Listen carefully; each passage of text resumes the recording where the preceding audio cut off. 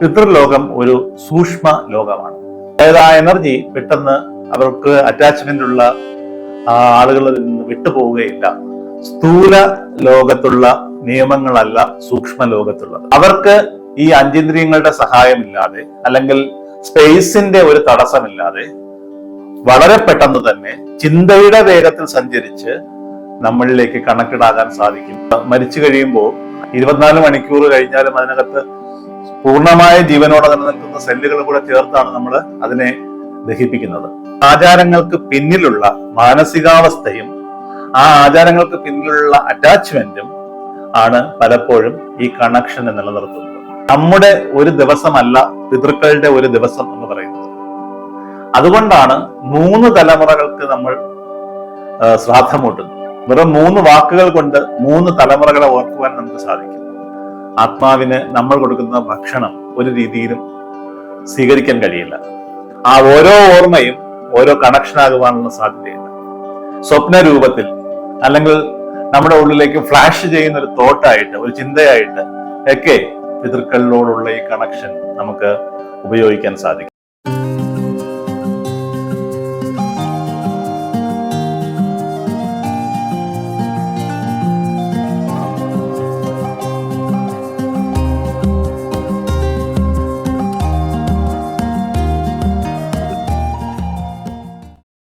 എല്ലാവർക്കും നമസ്കാരം. കർക്കിടക വാവും അതുമായി ബന്ധപ്പെട്ട പിതൃതർപ്പണവും എല്ലാ മലയാളികൾക്കും പരിചിതമായ ഒന്നാണ്. എന്നാൽ ഈ പ്രത്യേക ദിവസം പിതൃലോകത്തിന്റെ അദൃശ്യമായ സൂക്ഷ്മമായ വാതിൽ തുറന്ന് പിതൃക്കൾ, ആ ആത്മാക്കൾ നമ്മുടെ ശ്രാദ്ധത്തിൽ പങ്കെടുക്കുമെന്നോ ആ പിതൃയാനം എന്ന് പറയുന്നത് എന്താണെന്നോ പലർക്കും വലിയ ധാരണയില്ല. അതുപോലെ തന്നെ ഇങ്ങനെ ഒരു ശ്രാദ്ധം ഊട്ടുമ്പോൾ സൂക്ഷ്മ ശരീരിയായിട്ടുള്ള ആ ആത്മാവിന് അതുകൊണ്ട് എന്തെങ്കിലും പ്രയോജനം ലഭിക്കുന്നുണ്ടോ? അതുപോലെ തന്നെ ഈ പിതൃക്കൾക്ക് ഈ അന്നം ഊട്ടുമ്പോൾ അല്ലെങ്കിൽ അത്തരം സങ്കല്പ പൂജ ചെയ്യുമ്പോൾ നമുക്ക് അല്ലെങ്കിൽ ഈ മനുഷ്യന്, ഇവിടെ ജീവിച്ചിരിക്കുന്ന മനുഷ്യന് അതുകൊണ്ട് എന്തെങ്കിലും പ്രയോജനം ഉണ്ടാവുന്നുണ്ടോ? നമ്മുടെ കുടുംബത്തിന് അല്ലെങ്കിൽ വംശത്തിന് ഈ പിതൃക്കൾ ഏതെങ്കിലും വിധത്തിൽ ഉപകാരപ്രദമായ എന്തെങ്കിലും കാര്യങ്ങൾ ചെയ്യുന്നുണ്ടോ? എത്ര കാലം ഈ പിതൃക്കൾ അവിടെ ഉണ്ടാകും? എപ്പോഴാണ് അത് പുനർജന്മത്തിലേക്ക് പോവുക? തുടങ്ങിയ കാര്യങ്ങളെ കുറിച്ചൊക്കെയാണ് ഞാൻ ഇന്ന് ഈ വീഡിയോയിൽ ചർച്ച ചെയ്യാൻ ആഗ്രഹിക്കുന്നത്. അതോടൊപ്പം ഇതിന് എന്തെങ്കിലും ശാസ്ത്രീയമായിട്ടുള്ള അടിസ്ഥാനമുണ്ടോ എന്നുള്ളതും നമ്മൾ നോക്കണം. ഇത് കേവലം ഒരു വിശ്വാസവും ഒരു ആചാരവും മാത്രമാണോ? ഇതിന് ശാസ്ത്രീയമായിട്ട് പുതിയ കണ്ടെത്തലുകളുടെ അടിസ്ഥാനത്തിൽ ഇതിനെന്തെങ്കിലും യാഥാർത്ഥ്യമുണ്ടോ എന്നുള്ളതും, ജ്യോതിശാസ്ത്രപരമായി ഇതിലെന്തെങ്കിലും പ്രത്യേകതയുണ്ടോ എന്നുള്ളതും, പ്രകൃതിയുമായി ബന്ധപ്പെട്ട് മനുഷ്യൻ ഈ ആചാരം ഏതെങ്കിലും വിധത്തിൽ പ്രകൃതിയെ അവനെ കൂടുതൽ അടുപ്പിക്കുന്നതായിട്ടും അങ്ങനെ എന്തെങ്കിലും ഒരു റെലവൻസ് അതിനകത്തുണ്ടോ തുടങ്ങിയ കാര്യങ്ങളും നമ്മൾ ഇതിനകത്ത് ചർച്ച ചെയ്യുന്നുണ്ട്. അപ്പോൾ നമുക്ക് ഇപ്പോൾ പറഞ്ഞ കാര്യങ്ങളിൽ ഓരോന്നോരോന്നായി നോക്കാം. നമുക്ക് ആദ്യമായിട്ട് എന്താണ് പിതൃലോകമെന്നും മരിച്ചു പോയവർ എങ്ങനെയാണ് അവിടെ എത്തിച്ചേരുന്നതെന്നും നോക്കാം. അതുപോലെ മരിച്ചു പോയവരുടെ മാതൃത്വ പിതൃത്വ വാസന എന്താണ് എന്നുള്ളതും നമുക്കൊന്ന് പരിശോധിക്കാം. പിതൃലോകം എന്ന് പറയുന്നത് വാസ്തവത്തില് ചില പുരാണങ്ങളിലൊക്കെ ചന്ദ്രമണ്ഡലത്തിന്റെ അപ്പുറത്താണെന്നും അല്ലെങ്കിൽ ഭൂമിയും സൂര്യനും എല്ലാം കടന്നു പോകുന്ന ഒരു മേഖലയിൽ അങ്ങനെ ഒരു സ്ഥലമുണ്ടെന്നുമുള്ള രീതിയിൽ വർണ്ണിക്കുന്നുണ്ടെങ്കിലും നമുക്ക് ഇന്നത്തെ ഒരു അറിവിന്റെ യുക്തിയുടെയൊക്കെ വെളിച്ചത്തിൽ നമുക്ക് പറയാൻ കഴിയുന്നത് പിതൃലോകം ഒരു സൂക്ഷ്മ ലോകമാണ്. വേറൊരു വൈബ്രേഷനിൽ, വേറൊരു ഊർജ തരംഗത്തിൽ പ്രവർത്തിക്കുന്ന ഒന്നായിട്ട് നമുക്കതിനെ കണക്കുകൂട്ടാം. അത്തരം വൈബ്രേഷൻസിനെ കുറിച്ചും അത്തരം ഊർജ മേഖലകളെ കുറിച്ചും ഇന്ന് നമുക്ക് വ്യക്തമായ ശാസ്ത്രീയമായ അടിസ്ഥാനത്തിലുള്ള തെളിവുകളുണ്ട്. സൂര്യൻ യഥാർത്ഥത്തിൽ ദക്ഷിണായനത്തിലേക്ക്, ഉത്തരായനത്തിൽ നിന്ന് ദക്ഷിണായനത്തിലേക്ക് തിരിഞ്ഞ് തന്റെ യാത്ര തുടങ്ങുന്ന സമയമാണ് കർക്കിടക വാവ് എന്ന് പറയുന്നത്. നമ്മുടെ ഗ്രന്ഥങ്ങളിൽ പൂർവികരുടെ ഗ്രന്ഥങ്ങളിൽ ദക്ഷിണായനം എപ്പോഴും പിതൃക്കളുടെ ലോകവുമായിട്ട് കണക്കാക്കി അല്ലെങ്കിൽ അതുമായിട്ട് കൺസിഡർ ചെയ്താണ് പറയുന്നത്. അപ്പൊ ഈ പിതൃക്കൾ ഒരു വ്യക്തി മരിച്ച ശേഷം ആ വ്യക്തി സാധാരണഗതിയിൽ അയാളുടെ ആഗ്രഹങ്ങളെല്ലാം ഏകദേശം പൂർത്തിയാക്കി ഒരുവിധം പ്രായം ചെന്നൊക്കെയാണ് മരിക്കുകയാണെങ്കിൽ ആ വ്യക്തി പിതൃയാനം എന്ന വഴിയിലൂടെ ഒരു സൂക്ഷ്മമായിട്ടുള്ളൊരു പാതയിലൂടെ പിതൃലോകത്ത് എത്തിച്ചേരുന്നു. അതേസമയം ഇമ്മച്വർ ആയിട്ടുള്ളൊരു ഡെത്ത് ആണെന്ന് വിചാരിക്കുക, ഒരു ആക്സിഡന്റ് അല്ലെങ്കിൽ ഒരു സൂയിസൈഡ്, അനേകം ആഗ്രഹങ്ങൾ മനസ്സിൽ അടക്കി വെച്ചുകൊണ്ട് മരണപ്പെട്ടു പോവുക, ആ ഒരു അവസ്ഥയിലേക്ക് ചെല്ലുക, അങ്ങനെയൊക്കെ ഉള്ള ഒരു അവസ്ഥയിൽ മരിച്ച ഒരു വ്യക്തിയെ സംബന്ധിച്ചിടത്തോളം ഈ പിതൃലോകത്ത് അവർ എത്തിച്ചേരില്ല. പകരം ഭൂമിയുമായിട്ട് കുറച്ചുകൂടി അടുത്ത് നിൽക്കുന്ന ഈ ഒരു തരംഗവുമായിട്ട് കൂടുതൽ കണക്റ്റഡ് ആയിട്ടിരിക്കുന്ന പ്രേത ലോകത്ത് അവ നിലകൊള്ളുമെന്നാണ് നമ്മുടെ ഗ്രന്ഥങ്ങൾ പറയുന്നത്. അതായത് ആ എനർജി പെട്ടെന്ന് അവർക്ക് അറ്റാച്ച്മെന്റ് ഉള്ള ആളുകളിൽ നിന്ന് വിട്ടുപോവുകയില്ല എന്ന് നമുക്ക് വേണമെങ്കിൽ അതിനെ നമുക്ക് പറയാം. എന്തായാലും ഒരുവിധം ആഗ്രഹങ്ങളൊക്കെ പൂർത്തിയായി പ്രായം ചെന്ന വ്യക്തികളാണ് പിതൃലോകത്ത് താമസിക്കുന്നത്. അപ്പൊ ഈ പിതൃലോകത്തേക്ക് പോകുവാനുള്ള വഴിയാണ് പിതൃയാനം. ഇതുകൂടാതെ ദേവയാനം എന്ന് പറഞ്ഞൊരു വഴിയെക്കുറിച്ചും ഉപനിഷത്തുകളിൽ പറയുന്നുണ്ട്. ആരാണ് ദേവയാനത്തിലൂടെ സഞ്ചരിക്കുന്നത്? ഉത്തരായന മാർഗത്തിലൂടെയാണ് ദേവയാനത്തിൽ പോകുന്നത്. ആരാണ് അങ്ങനെ പോകുന്നതെന്ന് വെച്ചാൽ, ഈ ഭൂമിയിൽ ജീവിച്ചിരിക്കെ തന്നെ എല്ലാ ആഗ്രഹങ്ങളും പൂർത്തിയായി ലിബറേഷൻ എന്ന് പറയുന്ന ഒരു അവസ്ഥയിലേക്ക്, മോക്ഷം എന്ന് പറയുന്ന ഒരു അവസ്ഥയിലേക്ക്, ജീവൻ മുക്താവസ്ഥയിലേക്കൊക്കെ പോകുന്ന വ്യക്തികൾ ഇനി ഒരു തിരിച്ചു വരവോ പുനർജന്മമോ ആവശ്യമില്ല എന്നുള്ളത് കൊണ്ട് ദേവയാനത്തിലൂടെ ലിബറേറ്റഡ് സോൾസ് ആയി മാറി പോകുന്നതായിട്ടാണ് ശാസ്ത്രം പറയുന്നത്. അപ്പോൾ അത് വളരെ അപൂർവമായിട്ട് മാത്രമാണ് സംഭവിക്കുന്നത്. മിക്കവാറും എല്ലാ വ്യക്തികളിലും കർമ്മ സംസ്കാരത്തിന്റെ എന്തെങ്കിലുമൊക്കെ ബീജങ്ങൾ ആഗ്രഹങ്ങളായിട്ടും അല്ലെങ്കിൽ സാധിക്കാത്ത ആഗ്രഹങ്ങളായിട്ടും അറ്റാച്ച്മെന്റ് ആയിട്ടും ആകർഷണമായിട്ടും ഒക്കെ ഉണ്ടാകും എന്നുള്ളത് കൊണ്ട് തന്നെ അവർ ഒരു പ്രത്യേക കാലയളവ് കഴിയുമ്പോൾ തിരികെ പുനർജന്മമെടുത്ത് ഭൂമിയിലേക്ക് തിരിച്ചു വരുന്നു എന്നാണ് അതിനെക്കുറിച്ചുള്ള വിശ്വാസം. അപ്പോൾ ആരാണ് ഈ പിതൃലോകത്ത് ഉള്ളത് എന്നുള്ളതിനെ കുറിച്ചും ഏത് പാതയിലൂടെയാണ് അവർ സഞ്ചരിക്കുന്നുള്ളതും നമ്മൾ പറഞ്ഞു. പിതൃത്വ വാസനകളും പേറിയാണ്, അല്ലെങ്കിൽ ആ കർമ്മ സംസ്കാരം പേറിയാണ് പിതൃലോകത്ത് ഇവർ കഴിയുന്നത്. അതിന്റെ അർത്ഥം എന്ന് പറഞ്ഞാൽ, പിതൃലോകത്ത് ഇവർ ഉള്ള സമയത്ത്, അല്ലെങ്കിൽ അവിടെയുള്ള സൂക്ഷ്മ ശരീരികളായിട്ടുള്ള സമയത്ത് അവരിൽ അവരുടെ ബന്ധുക്കളെക്കുറിച്ച്, അല്ലെങ്കിൽ അവരുടെ വംശത്തെക്കുറിച്ച്, അവരുടെ കുടുംബാംഗങ്ങളെക്കുറിച്ച് ഉള്ള ഓർമ്മകളും അറിവും പ്രാപ്യമാക്കുവാനുള്ള ഒരു കഴിവ് അവർക്കുണ്ടാകും. അതായത് ബോധത്തിൽ അത്തരം കാര്യങ്ങൾ, പഞ്ചേന്ദ്രിയങ്ങളില്ല, ശരീരമില്ല എന്നുള്ളത് ശരിയാണ്. പക്ഷെ അതിനർത്ഥം മനസ്സോ ബോധമോ എല്ലാം നഷ്ടപ്പെട്ടു എന്നുള്ളതല്ല. ഇവിടെ ഈ പർട്ടിക്കുലർ കൈൻഡ് ഓഫ് ഫ്രീക്വൻസിയിൽ, അല്ലെങ്കിൽ ഈ ഒരു പർട്ടിക്കുലർ കൈൻഡ് ഓഫ് വൈബ്രേഷനിൽ നമുക്ക് മസ്തിഷ്കത്തിലാണ് ഇത് പ്രവർത്തിക്കുന്നതെന്നുണ്ടെങ്കിൽ, സൂക്ഷ്മ ശരീരിയായിരിക്കുമ്പോൾ മറ്റ് സ്ഥൂല ശരീരം ഇല്ലാതെ തന്നെ ഇത്തരം കാര്യങ്ങളെ മനസ്സിലാക്കാൻ ഒരുപക്ഷെ ആത്മാവിന് സാധിച്ചെന്നിരിക്കാം. ആസീനോ ദൂരം വ്രജേത് എന്ന് പറയുന്നതും, അതായത് ഒരിടത്തിരിക്കെ തന്നെ അത് എല്ലായിടവും സഞ്ചരിക്കുന്നു എന്ന് പറയുന്നതും, അതുപോലെ തന്നെ കണ്ണ് കാണുന്നത് അതിനാലാണ്, കാത് കേൾക്കുന്നത് അതിനാലാണ് എന്ന് ഉപനിഷത്തിൽ പലതവണ ആവർത്തിക്കുന്നുണ്ട്. അപ്പോൾ അതായത് ഈ കണ്ണ്, കാത് തുടങ്ങിയ ഇന്ദ്രിയങ്ങളെ പ്രവർത്തിപ്പിക്കുന്ന ശക്തി ഈ സൂക്ഷ്മ ശരീരത്തിൽ ഉണ്ടെങ്കിൽ തീർച്ചയായിട്ടും ആ അവയർനെസ്സിലൂടെ ഇവയെല്ലാം ഉൾക്കൊള്ളാൻ അവയ്ക്ക് സാധിക്കും എന്നുള്ളതാണ് വാസ്തവം. ആ അർത്ഥത്തില് തീർച്ചയായിട്ടും പിതൃക്കൾ ഇത് പിതൃലോകത്തുണ്ടായിരിക്കുന്നിടത്തോളം കാലം അവർക്ക് അറ്റാച്ച്മെന്റ് ഉള്ള ആൾക്കാരുമായിട്ട് കണക്റ്റഡ് ആയിരിക്കും. അങ്ങനെ കണക്റ്റഡ് ആക്കുവാനുള്ള മറ്റൊരു പ്രധാനപ്പെട്ട ഫാക്ടർ എന്ന് പറയുന്നത് ജീവിച്ചിരിക്കുന്നവരുടെ ചിന്തകളും അവരെക്കുറിച്ചുള്ള ഓർമ്മയും അവരോട് പ്രകടിപ്പിക്കുന്ന കൃതജ്ഞതയും എല്ലാമായിരിക്കും ആ ഒരു കണക്ഷന്റെ മറ്റൊരു പ്രധാനപ്പെട്ട ഫാക്ടറായിട്ട് നമുക്ക് പറയാൻ സാധിക്കുക. ഭാരതത്തിൽ മാത്രമാണ് ഇത്തരം ആചാരങ്ങളും അനുഷ്ഠാനങ്ങളും ഒക്കെ ഉള്ളത് എന്നാണ് ചിലർ വിചാരിക്കുന്നത്. വാസ്തവത്തിൽ അങ്ങനെയല്ല. ഇപ്പോ ലോകത്തിന്റെ വിവിധ രാജ്യങ്ങളിൽ, അല്ലെങ്കിൽ വിവിധ സംസ്കാരങ്ങളിൽ ഇതുപോലെ മരിച്ചുപോയവരുടെ ആത്മാക്കളെ അല്ലെങ്കിൽ മരിച്ചുപോയവർക്ക് വേണ്ടിയുള്ള അന്നമൂട്ടുന്നതും അല്ലെങ്കിൽ അവരെ ഓർമ്മിക്കുന്നതുമായിട്ടുള്ള ചടങ്ങുകളുണ്ട്. ജപ്പാനിലും മെക്സിക്കോയിലും ചൈനയിലുമൊക്കെ ഇതിനു വേണ്ടി പ്രത്യേക ദിവസങ്ങൾ തന്നെയുണ്ട്. അപ്പൊ ഇതിവിടെ മാത്രം നിലനിൽക്കുന്ന ഒരു ആചാരമല്ല. അപ്പൊ മനുഷ്യബോധത്തിൽ ഇത്തരമൊരു ഗ്രാറ്റിറ്റ്യൂഡ് എക്സ്പ്രഷൻ എന്ന് നമുക്ക് പറയാം, കൃതജ്ഞത പ്രകടിപ്പിക്കുന്നതിന് വേണ്ടിയുള്ള ഒരു ദിവസം. അത് പല രീതിയിൽ നമുക്ക് പ്രയോജനപ്രദമായിട്ടുള്ളൊരു കാര്യമാണ്. അതായത് ഈ പിതൃക്കൾ, ഉദാഹരണത്തിന് നമ്മുടെ ഒരു ലോജിക്കലായിട്ട് നമ്മൾ ചിന്തിച്ചു കഴിഞ്ഞാൽ എങ്ങനെയാണ് നമ്മൾ ഇവിടെ ഇരുന്ന് ഇങ്ങനെ ആ ഒരു സങ്കല്പം ചെയ്യുമ്പോൾ അല്ലെങ്കിൽ നമ്മൾ ഈ ശ്രാദ്ധമൂട്ടുമ്പോൾ ഇവർ എങ്ങനെയാണ് ഇത് അറിയുന്നത്, അല്ലെങ്കിൽ ഇവരെങ്ങനെയാണ് അതിന് പ്രതികരിക്കുന്നത് എന്നൊരു ചോദ്യം ഉണ്ടാവാം.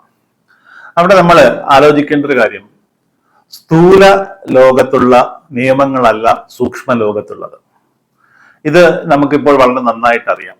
അറ്റോമിക് വേൾഡിലുള്ള മാക്രോ എന്ന് നമുക്ക് പറയാവുന്നതുമായിട്ടുള്ള കാര്യങ്ങൾക്കിടയിൽ പല വ്യത്യാസങ്ങളും ഉണ്ട് എന്നുള്ളത് നമുക്കിന്ന് അറിയാൻ കഴിയും. അതായത് തിയററ്റിക്കൽ ഫിസിക്സിൽ, ഭൗതിക ശാസ്ത്രം വഴി നമ്മൾ പഠിച്ചിട്ടുള്ള പല കാര്യങ്ങളും സൂക്ഷ്മ കണികകൾക്ക് ബാധകമല്ല. ഒരു സബറ്റോമിക് ലെവലിലോ അല്ലെങ്കിൽ അതിലും താഴെയുള്ള ലെവലിലോ ഒക്കെയുള്ള കണങ്ങളെ സംബന്ധിച്ചിടത്തോളം അതൊന്നും ബാധകമല്ല എന്നുള്ള കാര്യം നമുക്കിന്നറിയാം.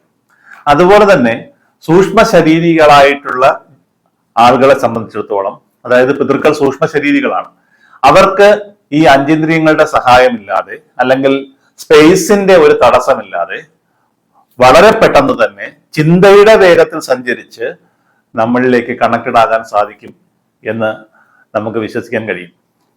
അത് ശാസ്ത്രീയമായിട്ട് ഇതുവരെ തെളിയിച്ചിട്ടുണ്ടോ എന്ന് ചോദിച്ചാൽ ഇല്ല. പക്ഷേ ശാസ്ത്രീയമായി തെളിയിച്ചിട്ടില്ല എന്നതിന്റെ അർത്ഥം ഇല്ല എന്നല്ല. കാരണം പണ്ട് പല കാര്യങ്ങളും ശാസ്ത്രം തെളിയിക്കാതിരുന്നിട്ടുണ്ട്, പിന്നീടാണ് തെളിയിച്ചത്. ശാസ്ത്രം വളർന്ന് വികസിച്ചുകൊണ്ടേ ഇരിക്കുന്ന ഒരു ശാഖയാണ്. അപ്പോ ഒരു കാലം കഴിയുമ്പോൾ ചിലപ്പോൾ അത് തെളിയിച്ചേക്കാം. കാരണം ഇവിടെ ബോധം എന്ന് പറയുന്നതിന് ഒരു നാശമില്ലാത്തതാണെന്നും നമ്മുടെ കർമ്മ സംസ്കാരങ്ങൾ കുറെ കാലം കഴിഞ്ഞാലും നമ്മൾ നിലനിൽക്കുമെന്നുള്ള കാര്യങ്ങളെല്ലാം ഒരുപക്ഷെ പ്രൂവ് ചെയ്തേക്കാം. ഇപ്പൊ തന്നെ നമുക്കറിയാം, ഒരാളെ മരിച്ചു കഴിയുമ്പോൾ അയാളെ ശവസംസ്കാരം കഴിഞ്ഞിട്ടും അതിനകത്ത് ജീവിക്കുന്ന സെല്ലുകളുണ്ട്. വാസ്തവത്തിൽ നമ്മൾ അതിനെക്കുറിച്ച് എത്രത്തോളം അവെയർ ആണെന്ന് നമുക്കറിയില്ല. 24 മണിക്കൂർ കഴിഞ്ഞാലും അതിനകത്ത് പൂർണ്ണമായ ജീവനോടെ നിലനിൽക്കുന്ന സെല്ലുകൾ കൂടെ ചേർത്താണ് നമ്മൾ അതിനെ ദഹിപ്പിക്കുന്നത്. അപ്പോൾ നമുക്ക് ഒരു രീതിയിൽ പറഞ്ഞു കഴിഞ്ഞാൽ ഒരു വ്യക്തി മരിച്ചു പോയത് കൊണ്ട് അയാൾ പൂർണ്ണമായിട്ട് മരിക്കുന്നില്ല എന്നുള്ളതിന്റെ ഒരു തെളിവാണത്. നമ്മുടെ പഴയ ശാസ്ത്രത്തില്, യോഗാശാസ്ത്രത്തിലൊക്കെ മനുഷ്യന്റെ എല്ലാ പ്രാണനും പുറത്തു പോകുമ്പോഴും അവിടെ തന്നെ നിലനിൽക്കുന്ന ഒരു പ്രാണനെ കുറിച്ച് പറയുന്നുണ്ട്. അപ്പോ നമുക്ക് തിരിച്ചു വരാം. ഈ പിതൃക്കളെ സംബന്ധിച്ചിടത്തോളം അവർക്ക് കണക്റ്റഡ് ആകണമെന്നുണ്ടെങ്കിൽ അത് ഏത് മേഖലയിലൂടെ ആയിരിക്കും എന്നുള്ളതാണ് നമ്മൾ ഒന്ന് ചിന്തിക്കേണ്ടത്. തീർച്ചയായിട്ടും നമ്മുടെ സങ്കല്പം, നമ്മുടെ ചിന്ത, നമ്മുടെ ഗ്രാറ്റിറ്റ്യൂഡ് എക്സ്പ്രഷൻ തുടങ്ങിയ കാര്യങ്ങളിലൂടെ ആയിരിക്കും ഈ കണക്ഷൻ ഉണ്ടാവുക. അല്ലാതെ ഒരു പിടി പൂവ് സമർപ്പിക്കുന്നതിലോ എള്ളും നീരും സമർപ്പിക്കുന്നതിലോ അല്ലെങ്കിൽ നമ്മൾ അന്നമൂട്ടുന്നതിലോ എന്നുള്ളതിലുപരി അതിന്റെ ആ ആചാരങ്ങൾക്ക് പിന്നിലുള്ള മാനസികാവസ്ഥയും ആ ആചാരങ്ങൾക്ക് പിന്നിലുള്ള അറ്റാച്ച്മെന്റും ആണ് പലപ്പോഴും ഈ കണക്ഷനെ നിലനിർത്തുന്നത്. അങ്ങനെ ഉണ്ടെങ്കിൽ മാത്രമേ ആ വൈകാരികമായിട്ടുള്ള ആ ഒരു ഇമോഷണൽ ആയിട്ടുള്ള ആ ഒരു ബോണ്ട് ഉണ്ടെങ്കിൽ മാത്രമേ ഇത്തരം ഒരു കണക്ഷൻ സാധ്യമാവുകയുള്ളൂ. ഇത് ജീവിച്ചിരിക്കുന്നവരും മരിച്ചവർക്കും ഇടയിലുള്ള ഒരു ബോണ്ട് മാത്രമല്ല, ജീവിച്ചിരിക്കുന്നവരും തമ്മിലുള്ള ഒരു ബോണ്ട് കൂടിയാണ്. അതുകൊണ്ട് തന്നെ ഒരുപക്ഷെ ഇത് മരിച്ചവരും തമ്മിലുള്ള ഒരു ബോണ്ട് കൂടി ആയിരിക്കാം.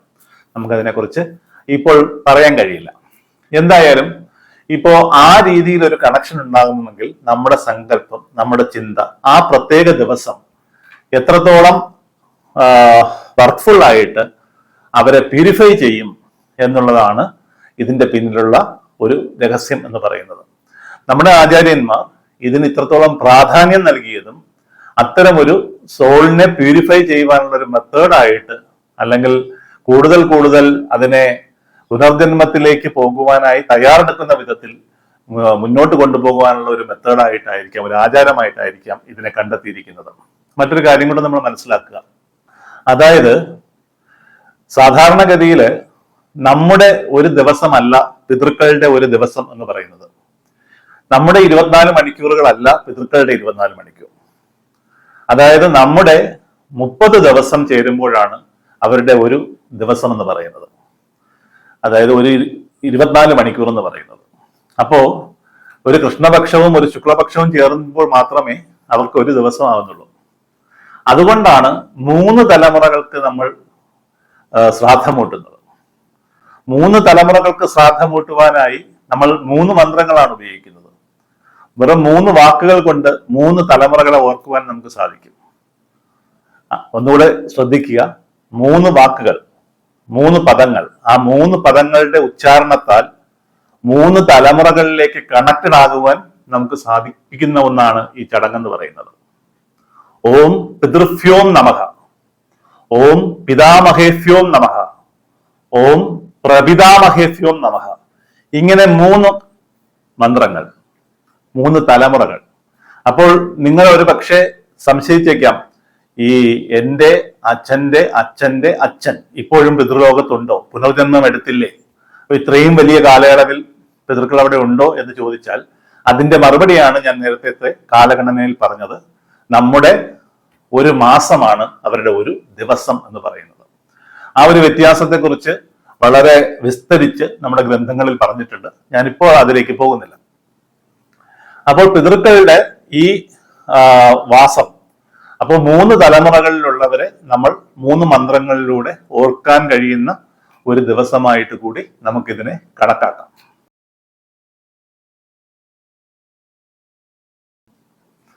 ഇനി നമ്മൾ നോക്കുന്നത് ഈ ശ്രാദ്ധം എന്ന് പറയുന്ന കർമ്മം കൊണ്ട് പിതൃക്കൾക്കുള്ള പ്രയോജനം എന്താണ്, അതുപോലെ ശ്രാദ്ധം ചെയ്യുന്നതിലൂടെ നമുക്ക് മനുഷ്യർക്ക്, ജീവിച്ചിരിക്കുന്ന മനുഷ്യർക്കുള്ള പ്രയോജനം എന്താണ് എന്നുള്ളതാണ്. ഇത് നേരത്തെ ഞാൻ പറഞ്ഞതുപോലെ ഇത്തരം പ്രക്രിയകൾ, കാരണം ഒരു സൂക്ഷ്മ ശരീരിയായ ഒരു ആത്മാവിന് അല്ലെങ്കിൽ ആ ഒരു ഊർജത്തിന് ശരീരമില്ല. അപ്പോൾ ശരീരമില്ലാത്തത് കൊണ്ട് തന്നെ, സ്ഥൂലമായ ശരീരമില്ല, ആ ശരീരമില്ലാത്തത് കൊണ്ട് തന്നെ ശരീരവുമായി ബന്ധപ്പെട്ടിട്ടുള്ള പല കാര്യങ്ങളും, വിശപ്പ്, ദാഹം അല്ലെങ്കിൽ കാമം, ഇങ്ങനെയുള്ള കാര്യങ്ങളൊന്നും അതിനെ ബാധിക്കുന്നില്ല. അതുകൊണ്ട് തന്നെ അതിന്റെ ഭാഗമായിട്ടുണ്ടാകുന്ന നെഗറ്റീവായിട്ടുള്ള ഇമോഷൻസോ ആ രീതിയിലുള്ള റിഫ്ലക്ഷൻസോ അവയ്ക്ക് ഉണ്ടാവാൻ സാധ്യതയില്ല. അതായത് ഒരുതരം പ്യൂരിഫിക്കേഷൻ പ്രോസസ്സിലേക്കാണ് അത് പോയിക്കൊണ്ടിരിക്കുന്നത്. അപ്പോൾ കണക്റ്റഡ് ആയിട്ടിരിക്കുന്ന ആളുകളിൽ നിന്നും, അത് കുടുംബക്കാരായിക്കോട്ടെ, അടുത്ത കൂട്ടുകാരായിക്കോട്ടെ, ബന്ധുമിത്രാദികളായിക്കോട്ടെ, അവരിൽ നിന്നുണ്ടാകുന്ന സ്നേഹപൂർവമായിട്ടുള്ള ചിന്തകൾ, വൈകാരികമായിട്ടുള്ള പ്രകടനങ്ങൾ, പ്രാർത്ഥന, ഇതെല്ലാം വളരെ സസന്തോഷം ഈ സൂക്ഷ്മ ശരീരികൾ സ്വീകരിക്കും. അത് അവരുടെ ഈ പ്യൂരിഫിക്കേഷൻ ഓഫ് ദ സോൾ എന്ന് പറയുന്ന, അല്ലെങ്കിൽ ശുദ്ധീകരിക്കപ്പെടുവാനുള്ള ആത്മാവിന്റെ ആ ഒരു ത്വരയെ കൂടുതൽ കൂടുതൽ വികസിപ്പിക്കുവാനായി ഇത്തരം ചടങ്ങുകളും ഇത്തരം കർമ്മങ്ങളും സഹായിക്കും. ആ ഒരു ബോണ്ട് സഹായിക്കും. അതാണ് ആത്മാക്കളെ സംബന്ധിച്ചിടത്തോളം ഈ ദിവസത്തിന്റെ ഏറ്റവും വലിയ പ്രത്യേകത. നമുക്കറിയാം, ആത്മാവിന് നമ്മൾ കൊടുക്കുന്ന ഭക്ഷണം ഒരു രീതിയിലും സ്വീകരിക്കാൻ കഴിയില്ല. എന്ന് മാത്രമല്ല, അങ്ങനെ സ്വീകരിക്കാൻ അതിനൊരു ശരീരവുമില്ല. പക്ഷെ അറ്റ് ദ സെയിം ടൈം നമ്മൾ നോക്കേണ്ടത് അതല്ല. കാരണം ഇത്തരം ഒരു ചടങ്ങിലൂടെ നമ്മൾ പ്രകടിപ്പിക്കുന്ന കണക്ഷൻ, നമ്മൾ പ്രകടിപ്പിക്കുന്ന അടുപ്പം, നിങ്ങൾ ഇപ്പോഴും ഞങ്ങളുടെ ഹൃദയത്തിലുണ്ട്, നിങ്ങൾ എപ്പോഴും ഞങ്ങളുടെ വാക്കുകളിലും ചിന്തയിലും വികാരങ്ങളിലും ഉണ്ട്, അത്രത്തോളം ലൈവായിട്ട് നിലനിൽക്കുന്നുണ്ട് എന്ന ഒരു പറയാതെ പറയുന്ന ഒരു കാര്യം കൂടിയാണ് ഈ ആചാരം, ഈ അനുഷ്ഠാനം എന്ന് പറയുന്നത്. അത് ഒരു ദിവസമല്ല, ബന്ധപ്പെട്ടവരെ അല്ലെങ്കിൽ സ്നേഹമുള്ളവരെ സംബന്ധിച്ചിടത്തോളം അവർ പിരിഞ്ഞു പോയിട്ടുണ്ടെങ്കിൽ നമ്മളുടെ ഓർമ്മയിൽ അവരെപ്പോഴും ഉണ്ടാകും. ആ ഓരോ ഓർമ്മയും ഓരോ കണക്ഷൻ ആകുവാനുള്ള സാധ്യതയുണ്ട്. കാലം കഴിയുമ്പോൾ ഈ പിതൃലോകത്തുള്ള പിതൃക്കൾ ഇത്തരം ശുദ്ധീകരണ പ്രക്രിയയിലൂടെ അറ്റാച്ച്മെന്റും മറ്റുമൊക്കെ കുറഞ്ഞ് സ്മൃതികളെല്ലാം ഒടുങ്ങി പുനർജന്മത്തിലേക്കുള്ള തയ്യാറെടുപ്പിലേക്ക് പോകുന്നതായിട്ടാണ് ശാസ്ത്രം വിവക്ഷിക്കുന്നത്. അപ്പോൾ അങ്ങനെയാണെങ്കിൽ ഇതാണ് പിതൃക്കൾക്ക് ഇത് നമ്മൾക്ക് ചെയ്യുന്ന ഏറ്റവും വലിയൊരു പ്രയോജനം. രണ്ടാമത്, മനുഷ്യർക്ക് ഇതുകൊണ്ട് എന്താണ് പ്രയോജനം? മനുഷ്യർക്ക് ധാരാളം പ്രയോജനം ഇതുകൊണ്ടുണ്ട്. ഒന്നാമത് മനുഷ്യനുള്ള പ്രയോജനം എന്ന് പറഞ്ഞാൽ ഇതിനെ പല രീതിയിൽ തിരിക്കാം.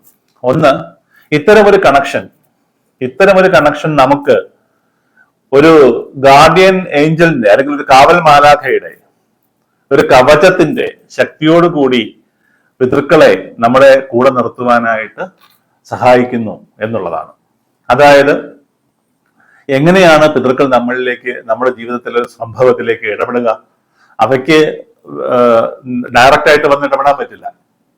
പക്ഷേ സ്വപ്ന രൂപത്തിൽ അല്ലെങ്കിൽ നമ്മുടെ ഉള്ളിലേക്ക് ഫ്ലാഷ് ചെയ്യുന്ന ഒരു തോട്ടായിട്ട്, ഒരു ചിന്തയായിട്ട് ഒക്കെ, ഒരു ഉപായമായിട്ട്, അല്ലെങ്കിൽ ഒരു സമസ്യ വരുമ്പോൾ, ജീവിതത്തിൽ ഒരു സമസ്യ വരുമ്പോൾ അതിന്റെ പൂരണത്തിനായിട്ടുള്ള ഒരു മാർഗമായിട്ട് ഒക്കെ പിതൃക്കളിലോടുള്ള ഈ കണക്ഷൻ നമുക്ക് ഉപയോഗിക്കാൻ സാധിക്കും. അപ്പൊ അവിടെ ഒരു വിശ്വാസം, അതായത് എൻ്റെ പിതൃക്കൾ എൻ്റെ കൂടെയുണ്ട്. അതിൽ തന്നെ നമ്മൾ വേറൊരു പ്രധാനപ്പെട്ട കാര്യം, പോസിറ്റീവായിട്ട് നമ്മുടെ ജീവിതത്തിൽ കണക്റ്റഡ് ആയിരിക്കുന്ന പിതൃക്കളായിരിക്കും പലപ്പോഴും നമുക്ക് വളരെ ഉപകാരപ്രദമായ രീതിയിലുള്ള സന്ദേശങ്ങൾ ഈ സൂക്ഷ്മ രൂപത്തിൽ നമുക്ക് നൽകുക. ഇനി മറ്റൊരു പ്രധാനപ്പെട്ട കാര്യം, ഇനി അത് മാറ്റി നിർത്തിയാൽ തന്നെ പലർക്കും മരിച്ചുപോയ വ്യക്തികളോട് അവർ ജീവിച്ചിരുന്ന സമയത്ത് നേരാവണ്ണം നീതി പുലർത്തിയിട്ടില്ല എന്നുള്ള ഒരു കുറ്റബോധം ഉണ്ടാവാം. അവരെ സംബന്ധിച്ചിടത്തോളം അവരുടെ ആ ഒരു മനഃശാസ്ത്രപരമായിട്ടുള്ള ഗിൽറ്റി കോൺഷ്യസ്നെസ് അല്ലെങ്കിൽ ആ ഒരു പാപബോധം എന്നുള്ളത് മാറ്റാനും അവയെ പരിഹരിക്കുവാനും ഒരു വലിയ പരിധിവരെ ഈ ഒരു അനുഷ്ഠാനം സഹായിക്കും. ജ്യോതിശാസ്ത്രപരമായിട്ട് ഞാൻ പറഞ്ഞല്ലോ, ശാസ്ത്രീയമായി തന്നെ സൂര്യൻ ദക്ഷിണായനത്തിലേക്ക് പോകുന്ന സമയമാണിത്. അതിനകത്ത് ആർക്കും ഒരു സംശയവുമില്ല. അപ്പൊ ദക്ഷിണായനവും പിതൃക്കളുടെ ലോകവുമായിട്ടുള്ള ബന്ധത്തെക്കുറിച്ച് എല്ലാ പുരാണങ്ങളിലും എഴുതി വെച്ചിട്ടുണ്ട്. ഇനി പ്രകൃതി ശാസ്ത്രപരമായിട്ട് നമുക്ക് നോക്കിയാൽ ഇത് വളരെ മനോഹരമായിട്ടുള്ള പ്രകൃതിയുമായി ഇണങ്ങി നിൽക്കുന്ന ഒരു ആചാരം കൂടിയാണ്. സാധാരണ നമ്മൾ തർപ്പണം ചെയ്യുന്നത് നദീതീരത്താണ് അല്ലെങ്കിൽ കടൽ തീരത്താണ്. നമ്മൾ ആ സമർപ്പണം ഒഴുക്കി വിടുന്നത് നദിയിലാണ്. അതുപോലെ തന്നെ നമ്മുടെ പ്രകൃതിയുമായിട്ട് ബന്ധമുള്ള നിൽക്കുന്ന മറ്റൊരു ആചാരമാണ്, നമ്മൾ ഒരു പക്ഷിക്ക്, കാക്ക എന്ന് പറയുന്ന ഒരു പക്ഷിക്കാണ് നമ്മൾ ആഹാരം നൽകുന്നത്. അവിടെയും ഒരു സങ്കല്പമുണ്ട്. ഒരു പിന്നെ എന്താ പറയുക, ആത്മാവിന് അധികം ബോധമില്ലാത്ത അല്ലെങ്കിൽ ശക്തിയില്ലാത്ത ഒരു ജീവി, ഒരു സാധാരണ ജീവിയുടെ ഉള്ളിലൂടെ ആ സൂക്ഷ്മ ശരീരിയായ രൂപം കടന്നു വന്ന് അതിനെ എടുത്തുകൊണ്ട് പോകുന്നു എന്നുള്ള സങ്കല്പം, അല്ലെങ്കിൽ കഴിക്കുന്നു എന്നുള്ളൊരു സങ്കല്പം, അത് ഇങ്ങനെ പല രീതിയിൽ നോക്കിയാലും പ്രകൃതിയുമായിട്ട് വളരെയേറെ കണക്റ്റഡ് ആയിരിക്കുന്ന ഒരു ആചാരം കൂടിയാണ് ഇത്. അവസാനമായിട്ട് എനിക്ക് പറയാനുള്ളത്,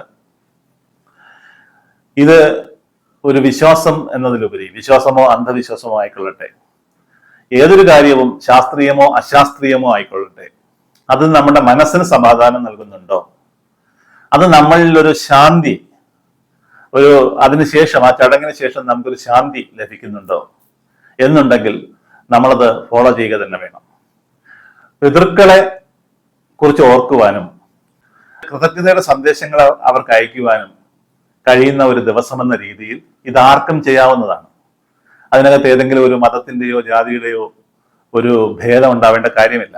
നിങ്ങൾക്ക് ആചാരങ്ങൾ ഒഴിവാക്കാം, ഒരുപക്ഷെ നിങ്ങൾക്ക് മന്ത്രങ്ങൾ ജപിക്കുന്നത് ഒഴിവാക്കാം മറ്റൊരു മതത്തിൽ വിശ്വസിക്കുകയാണെങ്കിൽ. പക്ഷേ നിങ്ങൾക്ക് നിങ്ങളുടെ അച്ഛനെയോ അമ്മയെയോ അല്ലെങ്കിൽ മുത്തശ്ശനെയോ ഒക്കെ ഓർക്കുന്നതിന് ഒരു ദിവസം എന്ന രീതിയിൽ, മറ്റൊന്നുമില്ലെങ്കിൽ കുറച്ച് ജലമെടുത്തിട്ട്, ജലത്തിൽ പ്രത്യേകിച്ച് ജാതിയോ മതമോ ഇല്ല, ജലമെടുത്തിട്ട് തർപ്പണം ചെയ്ത്, ഞാനിതാ എൻ്റെ പിതൃക്കൾക്ക്, എൻ്റെ പിതാമഹന്മാർക്ക്, എൻ്റെ പ്രപിതാമഹന്മാർക്ക് ഈ പ്രത്യേക ദിവസം അവരെയെല്ലാം നന്ദിപൂർവ്വം സ്മരിച്ചുകൊണ്ട് എൻ്റെ ജീവിതത്തിന് വെളിച്ചമായ വഴികാട്ടികളായ എല്ലാവർക്കും, ഇന്ന് വേറെ ഏതോ ലോകങ്ങളിലേക്ക് മടങ്ങിപ്പോയി സൂക്ഷ്മമായ ഏതൊക്കെയോ ലോകങ്ങളിൽ നിന്ന് എന്നെ നോക്കിക്കൊണ്ടിരിക്കുന്ന എല്ലാവർക്കും ഞാൻ കൃതജ്ഞതാപൂർവം ഇത് സമർപ്പിക്കുന്നു എന്നുള്ള ആ ഒരു ഗ്രാറ്റിറ്റ്യൂഡ് എക്സ്പ്രഷൻ എന്ന് പറയുന്നത് നിങ്ങളുടെ ജീവിതത്തെ വളരെ പോസിറ്റീവാക്കി മാറ്റുമെന്ന കാര്യത്തിൽ സംശയമില്ല.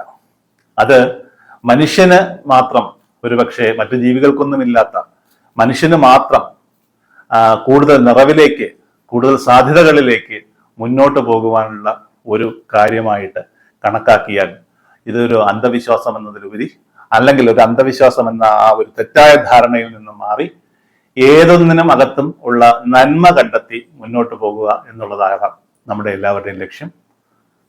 നമസ്കാരം.